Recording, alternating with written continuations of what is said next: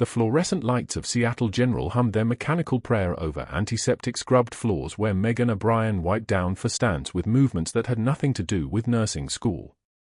38 years old. 3 years on this unit. 0 requests for advancement. 0 complaints filed. 0 reasons for Dr. Richard Ashford to notice her at all, except that he noticed everything, especially the things that threatened the careful hierarchy he'd spent a decade building like a monument to his own indispensability. She was in room 214 when he first clocked it. Tuesday afternoon, 2:53 p.m. An elderly man with congestive heart failure had specifically requested her name at shift change, and the way the man's daughter had pressed her hand, that small gesture of gratitude, had made something in Ashford's chest tighten. Not jealousy, he would have called it. Observation. The kind of observation a surgeon makes before deciding where to cut.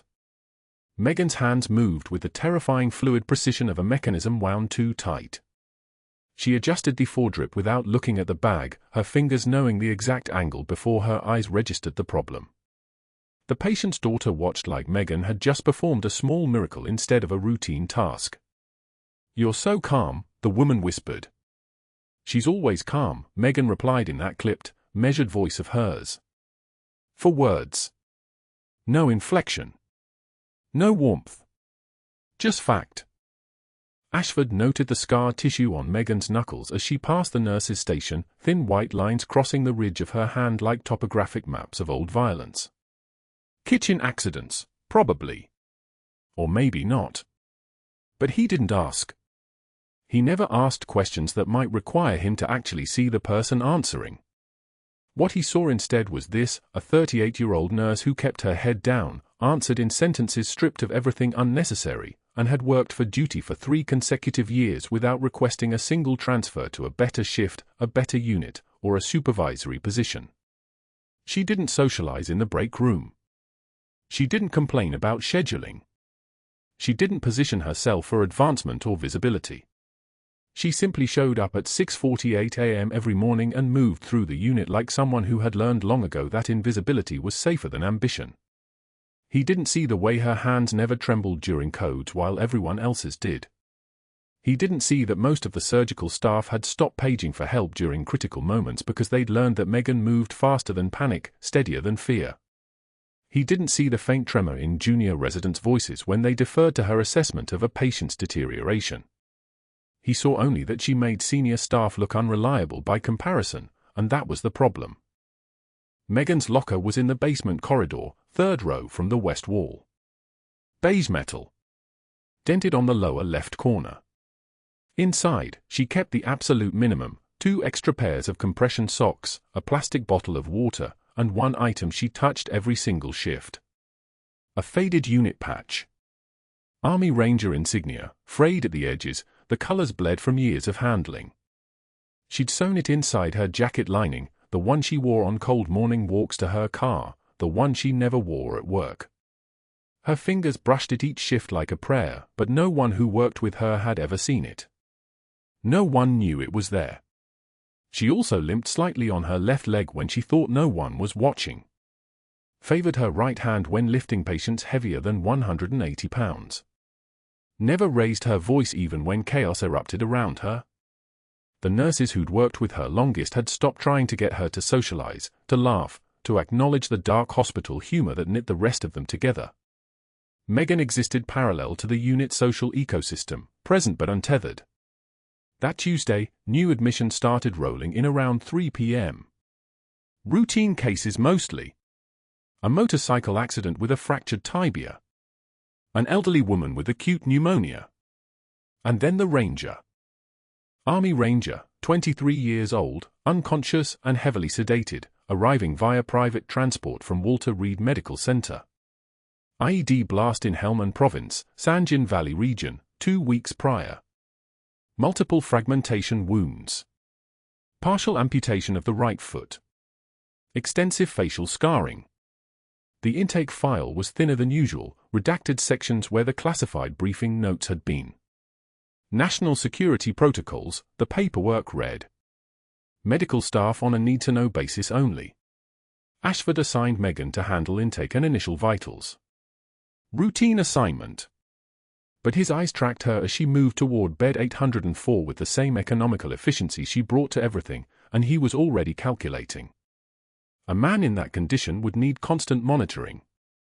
A nurse who moved like she had something to prove would eventually make a mistake. And when she did, he would have documentation. A pattern. Evidence. The ranger's name was Rodriguez, Santiago Rodriguez, from a small town outside San Antonio, Texas. 23 years old. His chart indicated he'd been sedated continuously since Walter Reed, kept under light anesthesia to manage the pain and allow the surgical sites to stabilize. His right leg was elevated. For lines ran from both arms. A feeding tube snaked past his teeth. The machines keeping him alive beeped in their algorithmic rhythm, a metronome of clinical precision. Megan checked his vitals without ceremony. Temperature 38.4 Celsius, slightly elevated. Heart rate 94 beats per minute. Oxygen saturation 94% on supplemental O2 via nasal cannula. Blood pressure 118/72, stable. She made notes in the computer with the same measured focus she brought to everything, then adjusted the bear hugger warming blanket across his shoulders to regulate his core temperature. Her hands never hesitated. Never questioned. Just moved. The fluorescent lights buzzed overhead, and somewhere down the corridor, a monitor began its insistent alarm, another patient, another crisis, another rotation of the hospital's endless machinery. Megan didn't flinch. She simply finished her documentation, checked the 4-line one more time, and moved to the next task. Ashford watched from the doorway, and something shifted in his expression. Calculation turning to strategy. She was good. Too good. That was the real problem. Not that she made mistakes, he'd have preferred that. Mistakes were manageable. Visible. Documentable. But a nurse who didn't make mistakes, who moved like she'd been trained for something more specialized than bedside care, who showed zero ambition to climb the professional ladder because she apparently didn't need validation from institutions, that was a threat he couldn't quantify yet. The ranger remained sedated through the evening shift, his machines maintaining their mechanical chorus. Around 8 p.m., a monitor alarm sounded from his room, nothing serious, just the O2 saturation dipping to 92%. Megan was there in seconds. She adjusted his nasal cannula position, checked for any obstruction, verified the 4-line wasn't kinked. Within a minute, the saturation climbed back to 96%. She made notes and moved on like she hadn't just prevented what could have become a problem. Ashford saw it. Documented it mentally. A nurse who anticipated complications before they happened. A nurse who knew how to read the early warning signs of deterioration the way other people read coffee cups. That kind of expertise was dangerous in a hospital hierarchy because it made people dependent on her presence. They would request her. They would trust her over their attending physicians. They would, eventually, undermine the very structure that kept Ashford in control. By the time the night shift ended, Megan had worked 14 hours without a break. She'd assisted in 2 emergency procedures, managed for critical patients, and caught a medication error before it reached a patient's full line. The medication error wasn't even assigned to her, she'd simply noticed the wrong concentration on another nurse's cart and mentioned it quietly, professionally, without making anyone feel stupid or exposed. That's when Ashford made his decision. Not with anger. Not with the urgency of someone responding to an immediate threat. But with the cold, deliberate calculation of a surgeon planning a procedure. He walked back to his office, closed the door, and began considering the tools he would need. A pattern of small infractions. Reassignments that would isolate her from her most experienced colleagues. A performance review strategically timed for maximum damage. Nothing dramatic. Nothing that would trigger HR concerns. Just a subtle, methodical dismantling of a person who'd made the mistake of being too competent in a system where competence threatened power. But that wasn't the worst part. What neither of them knew what no one in the hospital could have known was that the ranger in bed 804 had been 6 years old when Megan had pulled him from the rubble of a bombed clinic in Kabul 20 years ago. She didn't remember his face. He was sedated and wouldn't remember hers until he woke. And Dr. Ashford, for all his careful observation and methodical planning, had no idea he was standing in the same room with a secret that would eventually bring his entire career down in flames. The write-up appeared on the unit board at 6:56 a.m., before the morning shift had even clocked in. White paper. Black ink. Megan's name printed in clinical block letters at the top. Dr. Ashford's signature curved across the bottom like a surgeon's scar. Megan read it once. Didn't move. Didn't let her jaw clench until the other nurses had filed past, leaving the space around her like a widening circle in water. 6 minutes. On a 12-hour shift, in a trauma unit where she'd caught a medication error that could have stopped a patient's heart, and he was marking her for documentation. The smell of coffee and antiseptic mixed in her nostrils. She breathed through it. By afternoon, the break room had become a place she didn't exist in anymore. For nurses gathered near the refrigerator, pulling out their lunch containers with the synchronized precision of people who'd practiced this routine before. Megan sat at the corner table, her coffee cooling in a ceramic mug that had been in the Seattle General Pantry since 2009. One of the newer nurses, Amanda, fresh out of nursing school, couldn't have been more than 24, caught her eye and started to smile. Then she saw the others watching. Amanda's smile evaporated like water off hot pavement. "Did you hear about the staffing issue?" One nurse's voice carried just loud enough. Ashford was talking to the charge nurse about someone operating outside protocols. "Who does that?" Another voice, loaded with rehearsed innocence. "Someone unstable, apparently." The words hung in the fluorescent-lit silence. Megan lifted her coffee. The rim of the mug was smooth against her lower lip. She didn't look up. She didn't make a sound. She just sat there, a monument to composure, while the nurses gathered their containers and left the break room in a synchronized exodus that felt choreographed. The coffee tasted like nothing. 2 weeks later, the schedule changed.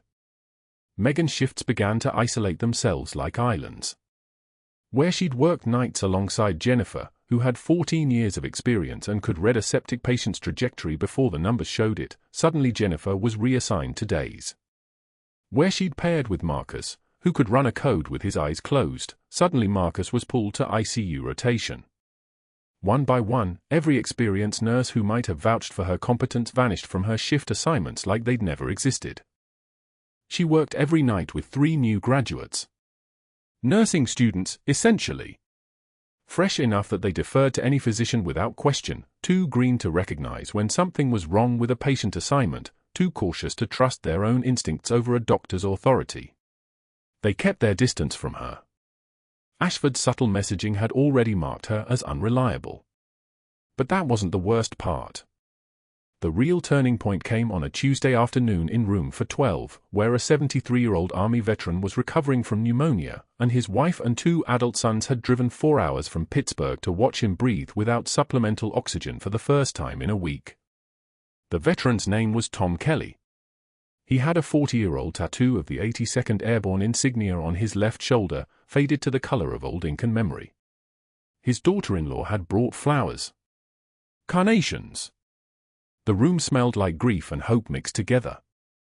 Megan was reviewing his medication orders when she caught it. The new antibiotic dosage Ashford had prescribed was 40% higher than the standard protocol for a man of Kelly's weight and renal function. Not a typo. Not an oversight. A prescription that would accumulate in his bloodstream, that would stress his kidneys, that would turn his recovery into a slow poisoning disguised as treatment. She flagged it in writing. Documented her concern.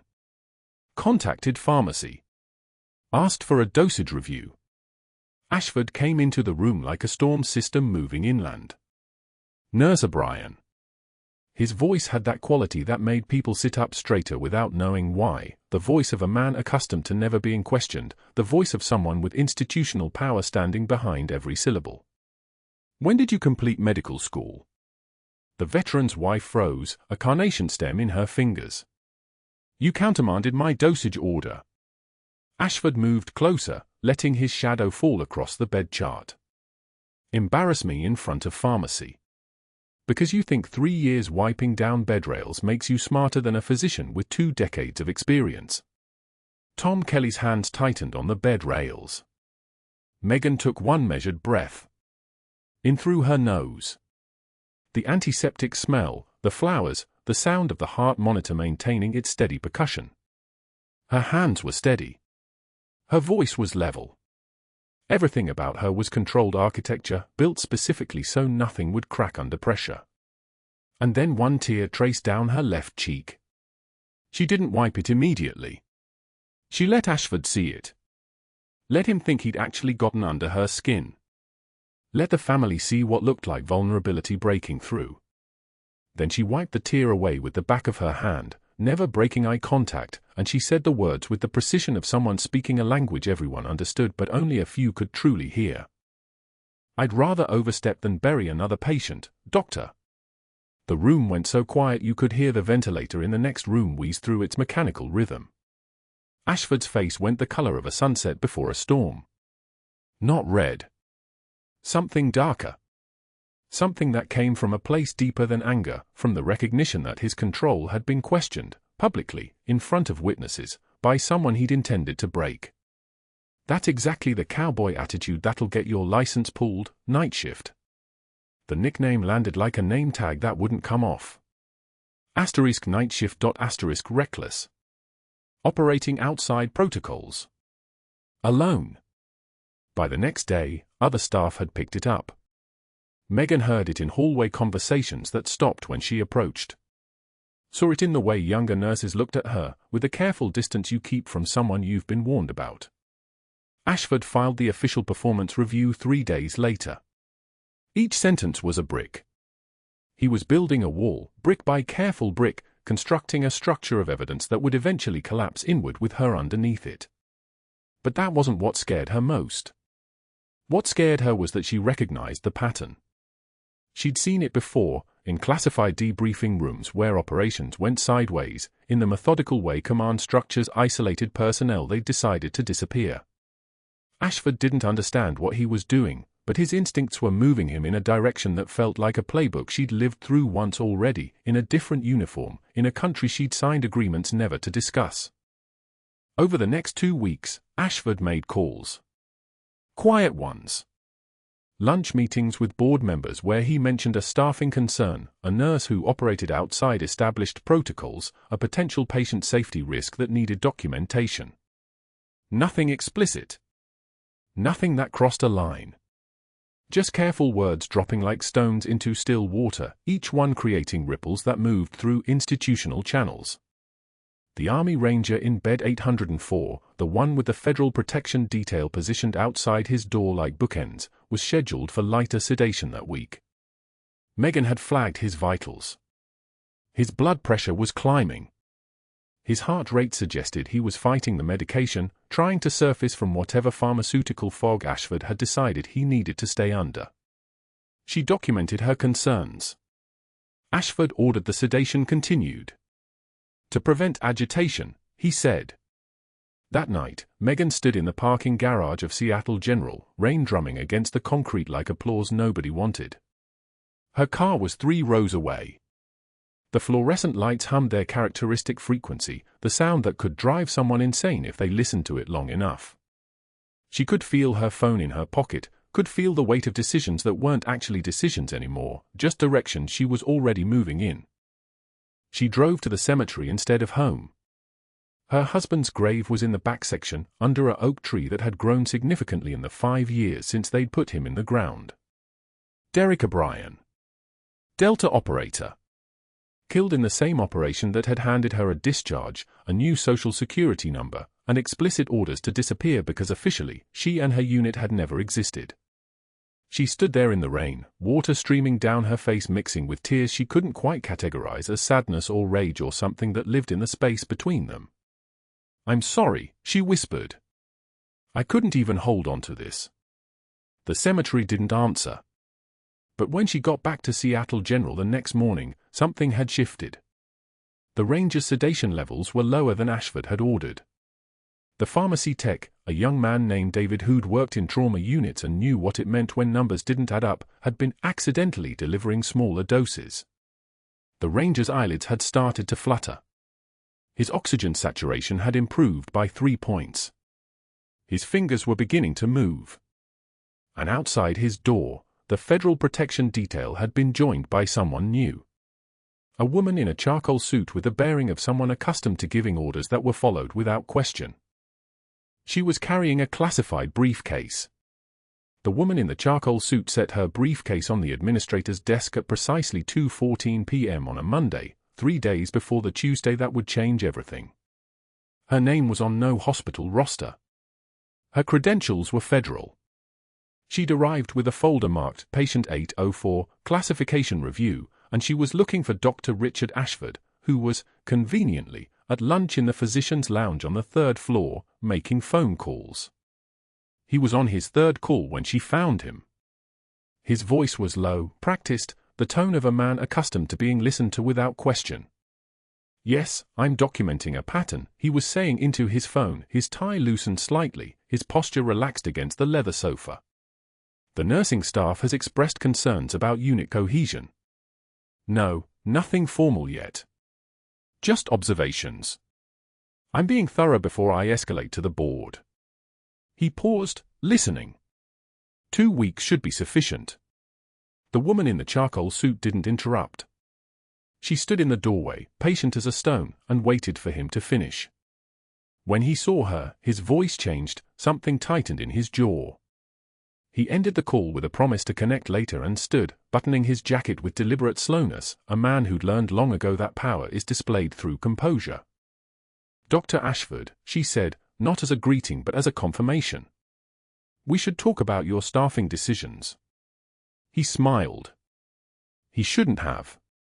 But he did, and the smile contained everything he believed about hierarchy, about control, about the natural order of things. She noted it. She would mention it later, in her report. What Ashford didn't know was that she'd already spoken to every senior nurse on the 8th floor. What he didn't know was that the Army Ranger in bed 804 had spent the last 72 hours being evaluated by physicians he'd never heard of, asking questions that had nothing to do with his recovery from an IED blast.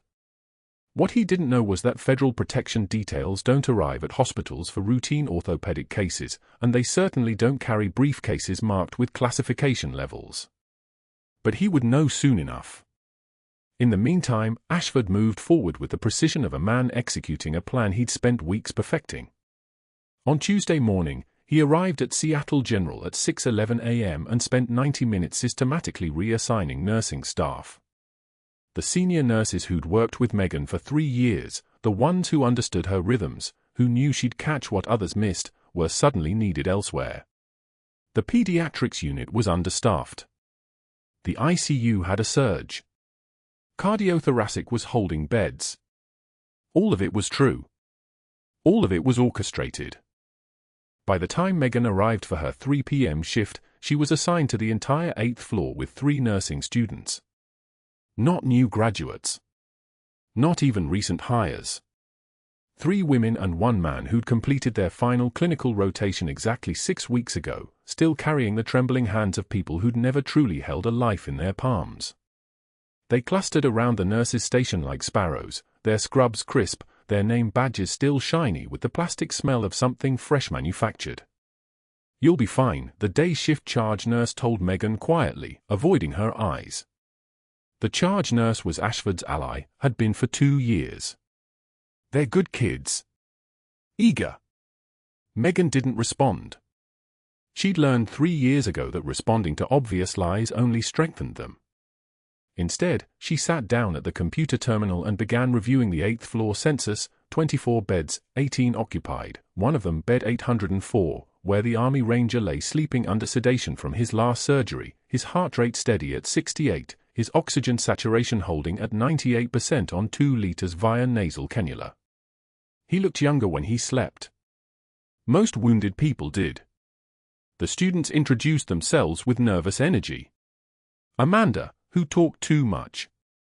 Derek, who didn't talk at all. Sophia and Jasmine, who moved in tandem, as if they'd been paired so long they'd become a single organism with 4 hands. Megan showed them the floor, the supply closets, the crash cart, standard orientation. She didn't mention that Ashford had scheduled himself off duty. She didn't mention that there were no senior nurses within 3 floors. She didn't need to. The absence of backup was already becoming visible in the way the students' eyes darted toward the call lights blinking in various rooms, in the way their breathing had shifted into something slightly more shallow. By 8 p.m., the floor had settled into its evening rhythm. Visitors had filtered out.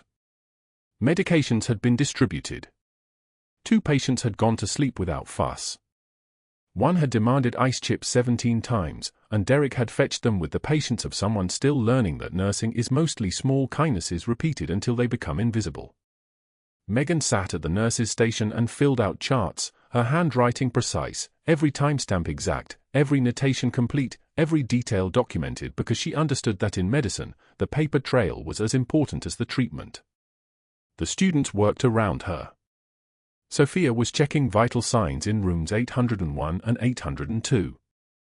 Jasmine was assisting a patient with the bedpan. Amanda was updating the medication board. Derek stood at the supply cart, counting wound dressings with the concentration of someone performing a ritual they didn't yet understand. At 10:34 p.m., the monitor at bed 804 began to alarm. Not the gentle reminder beep of a disconnected sensor. Not the soft warning of a patient shifting positions. This was the escalating wail of a heart rate climbing past 140, past 160, the kind of alarm that makes every spine in the room straighten simultaneously. Megan was moving before her conscious mind had finished the calculation. The students froze, that specific freeze of people watching something they've trained for but never truly expected, the gap between simulation and reality suddenly becoming visible. Megan hit the code button at the nurse's station as she moved down the corridor. The blue light above bed 804 began flashing. She was 3 steps away when the monitor flatlined. The ranger's chest had stopped moving. She crossed the threshold into his room like a diver entering water. One moment there was air and the next there was only the emergency, only the immediate terrible mathematics of minutes. His lips were already blue. His pupils fixed. The oxygen saturation on his monitor had dropped to 34 and was still falling, numbers that meant his brain was dying with every passing second, with every breath he wasn't taking. "Get the crash cart," Megan said, her voice the sharp precise tone of command, not request. Amanda jumped. Derek ran. The other one from 402 if this one's not stocked completely. She positioned herself at the side of his bed and began chest compressions, hands locked, shoulders over his sternum, the mechanical rhythm of pushing his dead heart, the sound of ribs bending beneath her palms like wood that might crack. 30 compressions. Count. 1 and 2 and 3, breath, breath, breath, the metronome in her head steady as a platoon marching into hostile territory. The students appeared with the crash cart. Jasmine's hands were shaking. Sophia's weren't. Sophia had the kind of neural architecture that didn't tremble, that went quiet when things got loud. Megan appreciated that, filed it away, the way a major files away the names of soldiers who don't panic under fire. Betadine swabs, Megan said, still compressing, her voice not elevated, just clear. And the airway kit. Get me a size for cuff tube. His not, should we wait for the code team? Amanda's voice was high and thin as a wire about to break. The code team is for minutes out, Megan said. This patient is going to be dead in for minutes if we wait. She felt the moment his sternum cracked slightly under her hands, a small break, not a fracture, the kind of trauma that came from compressions done properly, deep enough to circulate blood through a stopped heart. Derek, keep the ambibag moving. Squeeze on every third compression. Sophia, draw up 0.5 mg epi and have it ready. Should I mean, Sophia looked at the medication chart. Now. The word fell like a stone into still water. Sophia moved. Derek moved. They all moved. This was the thing about command voice, it was like a spell that turned students into something else, something more useful, something closer to what they might become if they survived enough shifts, made enough decisions, held enough lives in their hands without dropping them. Megan was sweating now. Her arms were beginning to burn, that particular fire that comes from sustained maximum effort, but she didn't stop. She couldn't. The ranger's chest was her responsibility. The students around her were her responsibility. Everything happening in this room was hers to carry. The code team was 2.5 minutes out. Open the drawer, Megan said to Amanda, the emergency kit. The pocket knife is in the sterile package. What? The knife. I need it. Now. Amanda's hands moved with the jerky quality of someone operating without conscious input. She found it, a small tactical blade, 8 centimeters when open, kept in the crash cart for exactly this scenario, for the rare moment when a patient was dying and a vein couldn't be found and a chest couldn't be opened because there wasn't time for surgery, there was only now. Megan didn't break rhythm. 30 compressions. The knife was already in her hand, already being unwrapped, already moving toward the space between his ribs at the 5th intercostal space, the anatomical window she could see with her eyes closed, the place where she made the incision. One swift movement. The ranger's skin opened cleanly, a thin line between the 5th and 6th ribs, and the smell of antiseptic and blood flooded the small room like an announcement, like something being declared to everyone who might have forgotten what emergency actually looked like. Spreader, Megan said. Jasmine had already found it, was already moving it toward her with a kind of anticipatory motion that meant the girl had been paying attention, had been learning something beyond what the textbooks suggested. The rib spreader opened the cavity. Megan's hand slipped inside the chest cavity and felt the heart, still and useless, and began to massage it directly, the way she'd done in Helm and Province, in the surgical tent at Forward Operating Base Shank, in a dozen operations that had no names and no official record. The students made small sounds, not screams, but recognition, the sound of people watching something they'd never actually expected to exist outside of YouTube videos and simulation labs. Sophia whispered, Jesus Christ. Paddles, Megan said. Internal defibrillation. 20 joules. The code team wasn't going to make it in time. The code team was still 90 seconds away. The ranger was already too close to gone. The pupils that had been fixed were beginning to show the first signs of irreversible damage, the oxygen deprivation that meant brain cells were dying, that meant even if they brought his heart back, there might be nothing left inside the skull but ghosts. Derek fumbled with the internal paddles. His hands were shaking so badly the defibrillator nearly dropped. But he got them powered. Got them charged. Handed them to Megan. She placed them on either side of the heart, felt the resistance of the current building, and then released it. 20 joules, direct to the organ, the shock silent and contained inside the chest cavity, nothing like the external defibrillator with its Hollywood drama, just the bioelectric reset of a broken rhythm trying to remember how to beat. The ranger's heart quivered. Didn't respond. Megan placed the paddles again. Felt for the charge. Released. The heart stuttered. Missed. Stuttered again. And then, caught. The monitor changed its song. From flatline to something else. A rhythm. Not perfect. Not yet normal. But alive. The number on the display changed from 0 to 78 to 82 to 88, climbing like a stock price, like hope measured in beats per minute. Sinus rhythm, Sophia whispered. The ranger took a breath. The code team arrived 61 seconds later. They found the nurse's station empty and bed 804 occupied by a man with an incision between his ribs, a hand still inside his chest, and 3 nursing students who looked like they'd been present at something they'd never quite agreed to witness. The attending cardiologist, a man named Morrison who'd been practicing for 28 years, stood in the doorway for exactly 3 seconds. Then he moved forward and took over the compressions while Megan stepped back and let the machinery of the hospital close over the emergency like water. What happened?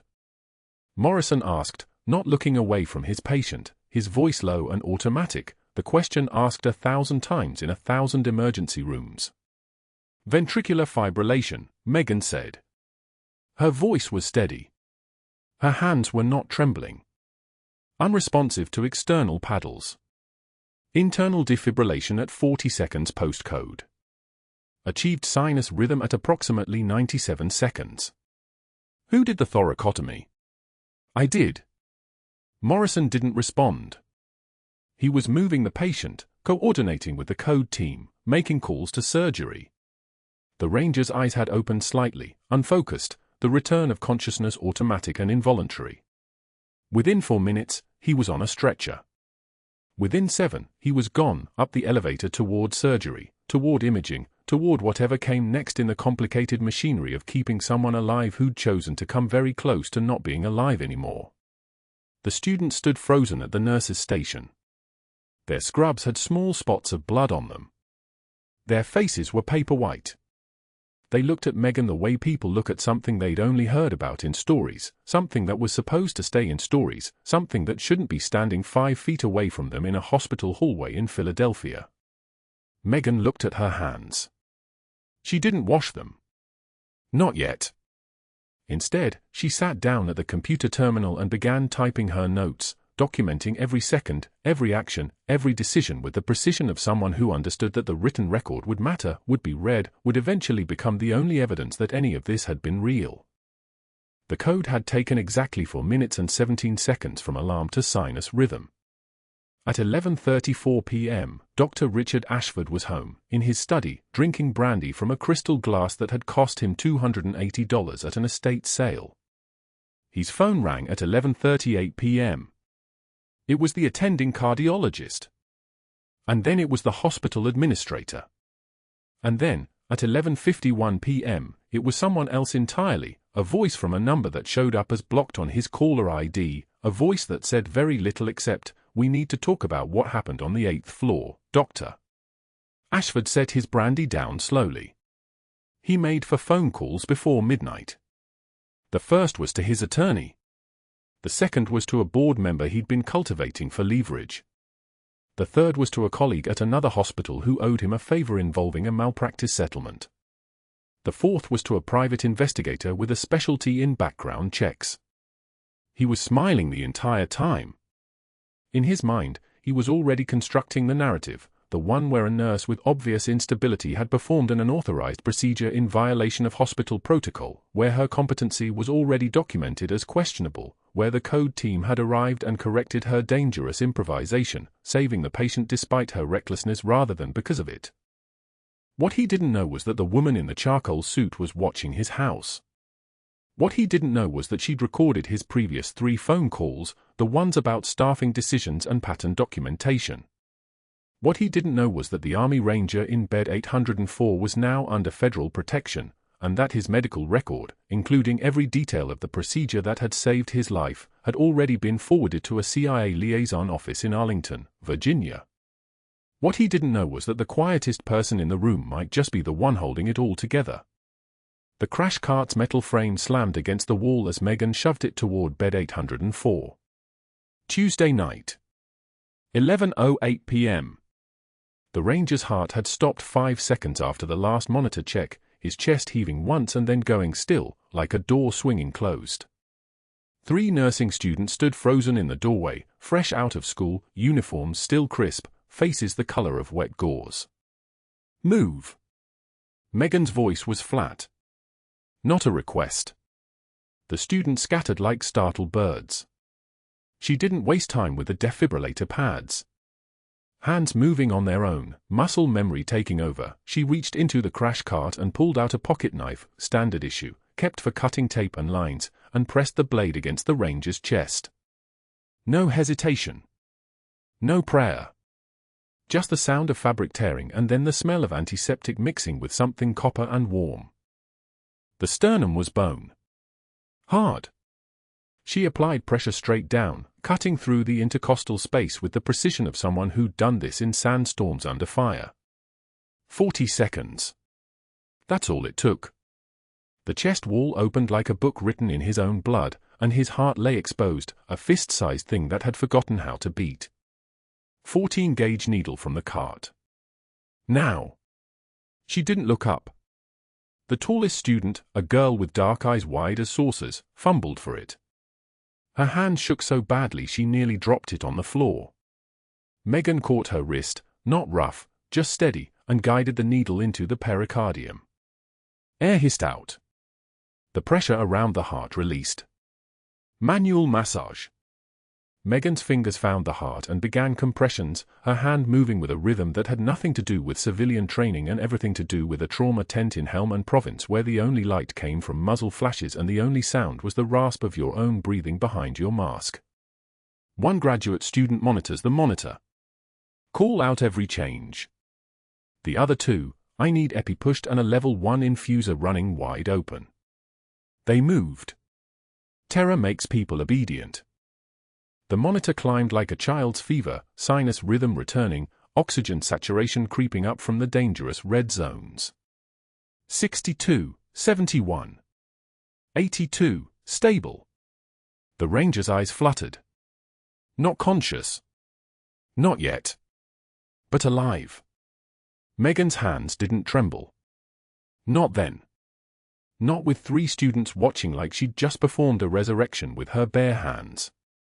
She was all control, cool as surgical steel, giving orders in a voice that sounded like it had been trained in rooms with no windows. The students obeyed because defiance wasn't an option when someone moved with that kind of certainty. What none of them knew, what couldn't possibly fit into the terrified architecture of a Tuesday night code, was that she was Major Megan O'Brien, trauma surgeon, not trauma nurse. That those hands had held the hearts of men in active combat zones. That she'd once carried a 6-year-old boy out of a bombed clinic in Kabul with his blood soaking through her uniform, and that same boy was lying on this bed, breathing because of muscle memory and training that didn't officially exist. Dr. Ashford arrived at Seattle General at 4:32 a.m. He didn't come through the front entrance. He came through the administrative corridor, still in his home clothes, his phone pressed to his ear, his voice low and tight as a wire. Board members only. I don't care if they're sleeping. A pause. This cannot wait until morning. Another pause. Criminal negligence. A nursing staff member performed surgery on a patient without physician authorization. Yes. On the 8th floor. Yes, tonight. He hung up and walked to the records office, where a clerk he'd cultivated over 3 years of small favors was waiting. 40 minutes later, Ashford had secured the incident report, the code documentation, the ranger's chart, everything needed to paint the night's events in the most damaging possible light. Not as a miracle. As recklessness. By 6:15 a.m., security was walking toward the break room where Megan sat alone with a cup of coffee that had gone cold an hour ago.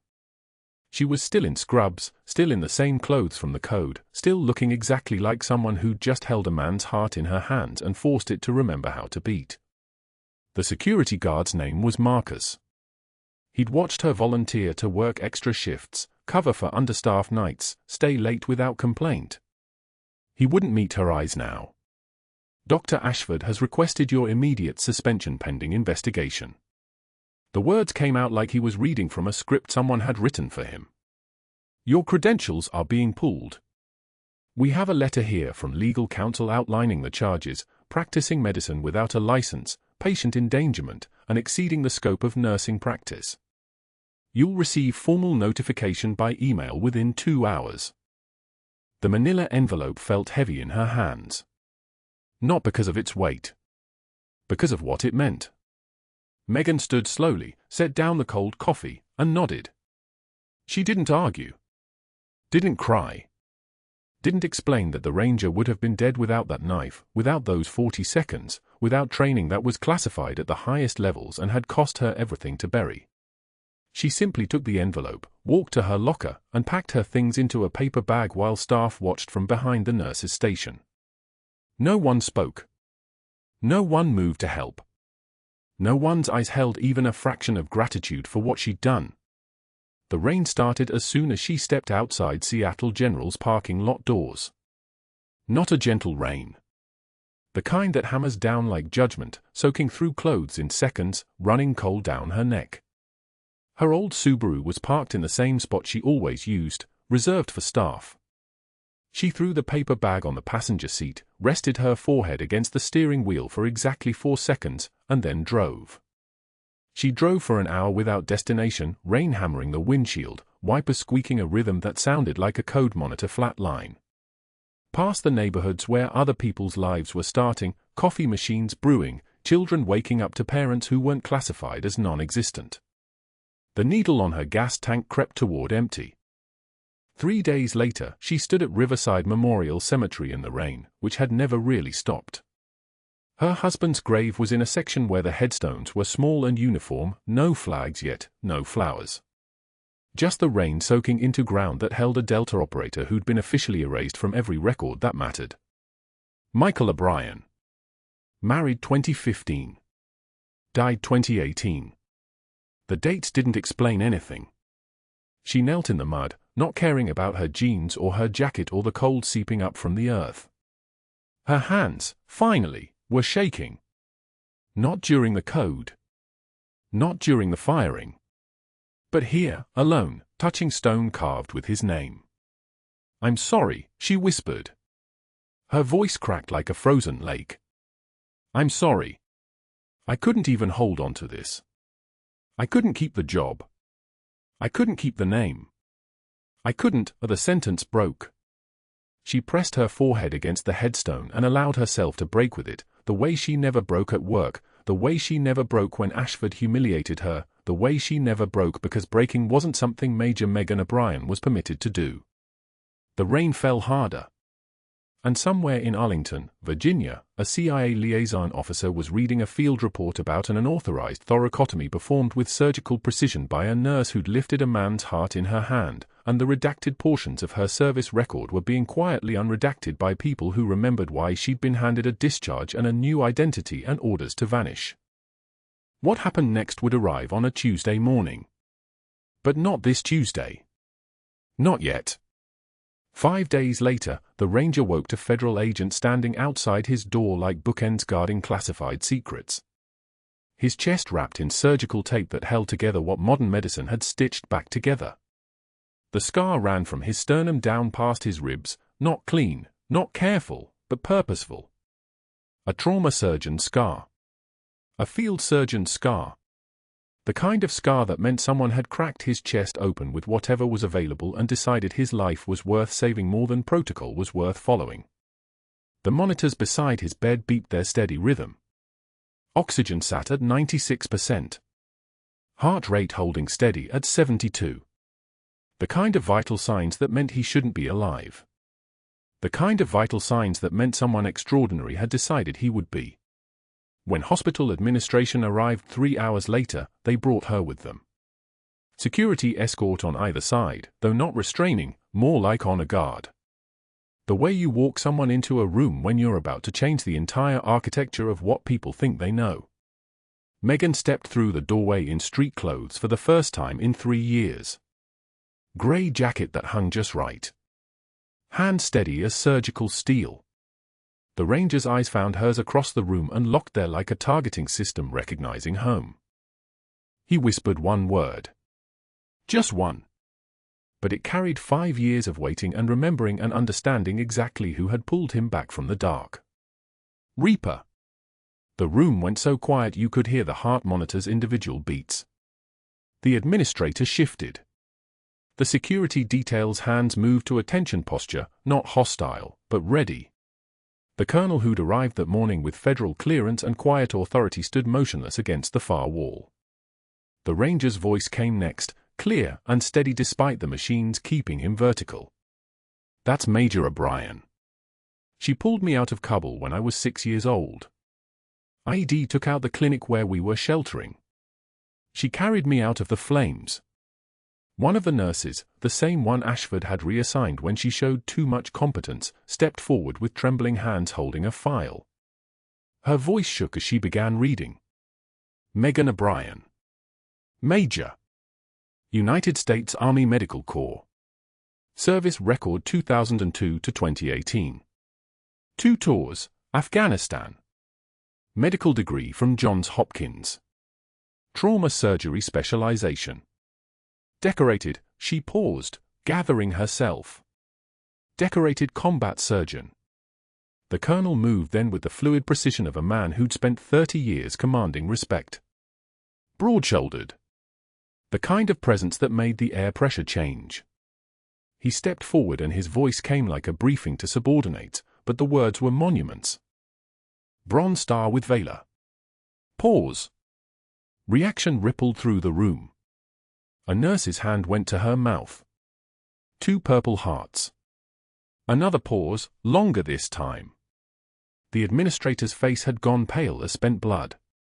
Silver Star for extracting 12 wounded under fire in Helmand province. The colonel's eyes found Megan's for just a moment. Pure recognition. Pure respect. Major O'Brien was attached to a classified medical unit conducting trauma operations in denied territory. Her service record was sealed under national security protocols following a black site operation that officially never occurred. The door opened again before anyone could breathe.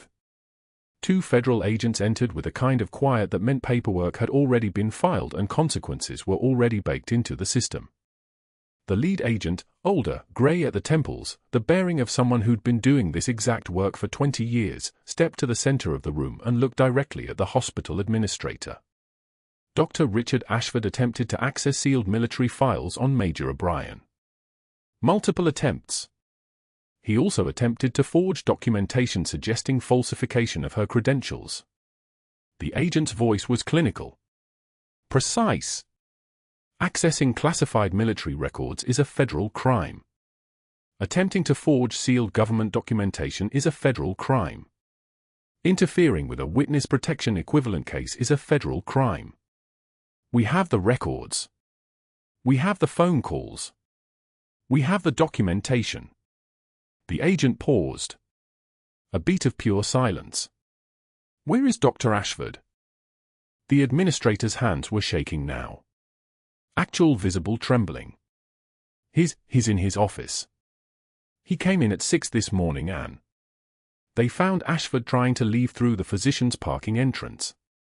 Not running. Just leaving like a man who'd suddenly realized he'd miscalculated everything about who he was standing next to. The handcuffs came out smooth and practiced. No drama. No shouting. Just the click of metal on wrist and the quiet reading of rights that sounded like a sentence being handed down in federal court. They walked him out through the main corridor. Past the nurse's station where he'd posted Megan's name on the public board for a 6-minute charting delay. Past the break room where staff had abandoned her when he suggested her closed-off demeanor suggested instability. Past room for 12 where he'd called her a cowboy in front of a veteran's family. The hallway had filled. Word travels fast in hospitals. 30 people. 40. Nurses and residents and attending physicians and lab techs and security staff, all standing silent as Ashford moved between them in handcuffs. One of the 3 new grad students Megan had trained during the code, the terrified one who'd helped push epinephrine when her hands were shaking so badly she could barely hold the syringe, was crying silently. Tears tracking down her face. She whispered, "I'm sorry," as Megan passed, and Megan paused, met her eyes, and nodded once. Just once. A gesture that meant everything. You did good work. You did the work that mattered. Ashford's voice cracked as they walked him toward the exit. I was protecting patients from, but the colonel stepped forward then, moving with the kind of authority that stopped sentences mid-formation. His voice was quiet. Lethal in its precision. You were protecting your ego from a surgeon who's forgotten more trauma medicine than you've seen in your career. The board members who'd gathered, the same ones who'd sat quietly while Ashford built his case, leaned away from him like he was contagious. Like proximity might transfer whatever had caused him to misread everything about the person he'd tried to destroy. The administrator stood. Face gone the color of something already dead. Dr. Ashford, you're terminated effective immediately. Your medical license is under federal review. Security will escort you out and your personal effects will be mailed to your residence. They loaded him into a federal vehicle with government plates. The parking lot had emptied of civilian traffic, someone had cleared it quietly. Professional. The kind of coordination that only happened when multiple agencies were working the same case with established protocols. The administrator turned to Megan then. The whole room turned. Every eye like a weight settling on shoulders that had carried far heavier things. He cleared his throat. Formal. Prepared. Like he'd rehearsed this moment from the second the federal agents had made the phone call. Major O'Brien. On behalf of Seattle General, I want to formally apologize for the treatment you received. For the discrimination. For the professional sabotage. We would like to reinstate you as a registered trauma nurse with immediate effect, with full back pay and a promotion to trauma coordination for the facility. We would also like to formally acknowledge your service and your, he paused, choosing words carefully, your extraordinary skill. Megan stood still. The room waited. The heart monitor beside the ranger's bed beeped its steady rhythm like a clock counting time that had already passed. I need to think about it, Megan said quietly. Not rude. Not grateful. Just honest. The voice of someone who'd learned to measure her words in battle and never unlearned the habit. She turned to the ranger then and stepped to his bedside. His hand was already reaching, already moving toward hers like muscle memory recognizing home. She took it, his palm warm, his grip steady even while recovering from the catastrophic injury that had almost taken his life. With her other hand, she reached into his jacket hanging on the chair beside the bed. Her fingers found the inside lining where he'd kept something sewn with meticulous precision through 23 years of service. A unit patch. Faded. Desert camouflage pattern barely visible. The kind of patch you keep not because the fabric has structural value but because the symbol has weight that compounds with years. She traced it with her thumb. Her eyes closed for a moment. Just a moment. The only crack in her composure since she'd walked into this room. When she opened them again, her voice was steady. You remembered. The ranger's voice came soft. Steady. Every single day. You pressed this into my palm the night you carried me out. You told me to stay quiet and stay brave. I was 6 years old and I didn't understand what was happening, but I understood your face. I joined the Rangers because of you, Major. Because I wanted to be the kind of person who does what you do. Around them, the room had gone completely still. No one moved. No one spoke. The colonel's eyes had gone wet. Actual moisture.